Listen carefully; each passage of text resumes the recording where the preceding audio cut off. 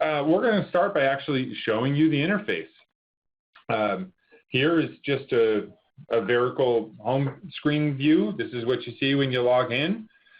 Most of the doctors on the call are going to go over to your roster. This is where you're logged in. Maybe you've had your team huddle already. You've met with your staff, and it's time to start treating patients.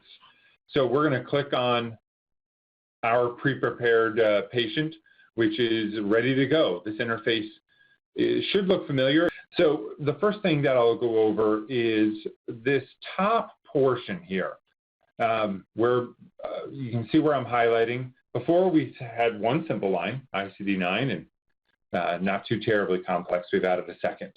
But for this particular patient, you can see that it's not their first visit. They already have ICD-9 codes chosen.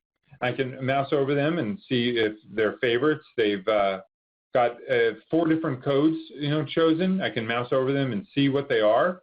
But at this point, I want to know, hey, do I need an ICD-10 code? We'll tackle that in just 1 second.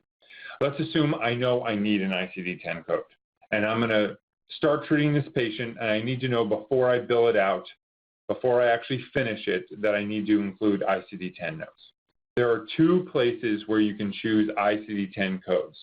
The first place that most of our providers are going to be familiar with is choosing ICD-10 codes from their assessment section in the actual note itself. For your ICD-10s, there's a new button in town, and we just clicked on your ICD-10 button. So let's explain this interface. The first thing you'll know is that you have a search bar here. We're going to get to that in 1 second. It works like any other search. We have some saved searches here. These are our favorite searches: lumbar, cervical, knee sprain. These are simply created by searching a new term. Should we just put in thoracic this time, Jess?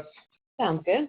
So thoracic brings up on the right-hand side here your, ladies and gentlemen, 45 pages of codes that include thoracic. It is a lot. So one recommendation I would make here, if you're able to get slightly more specific in your search terms, it's going to help you quite a bit. You can see here pretty clearly that these codes are not included in your billing record yet. In order to include them in your billing record, we have to copy the procedures. It's a button right here. We copy these procedures. It asks you if you really want to, and now it copies them up to your billing record. This will remain a part of your record until you remove them.